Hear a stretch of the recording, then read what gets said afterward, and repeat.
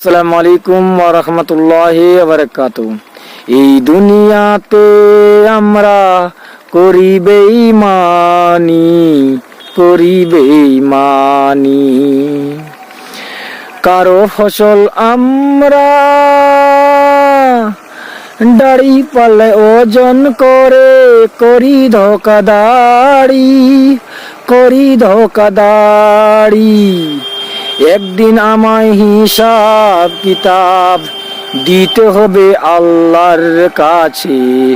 ওরে ভাই, এই দুনিয়াতে তোমরা করিও না বেঈমানি।